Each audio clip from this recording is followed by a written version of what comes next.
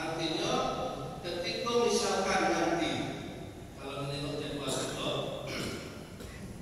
itu tanggal 9 keberangkatan 9 malam katakan, berarti habis bisa dilepas katakan tanggal 10 pagi diterima di asrama haji, kemudian malam sudah berangkatkan ke Batam Rokok Bandara, nanti diterima katakan semua atau jam berapa gitu di Bekasi Batam. Itu oleh pemerintah disarankan untuk berihram menggunakan kain ihram dari embarkasi menurut dari sini lebih nyaman. Nah, bagi yang haji ifrad mulai dari berihram awal itu sampai nanti puncak haji selesai itu menggunakan kain ihram selama itu seluruh larangan ihram bagi yang melaksanakan haji ifrad itu tetap berlaku sampai selesai pelaksanaan manasik. Manasik itu haji maksudnya, pelaksanaan manasik. Kalau gini itu belajar manasik. Manasik itu haji, manasik itu haji. Artinya apabila tanggal 10 itu mulai berihram, itu sampai tanggal itu raya 29.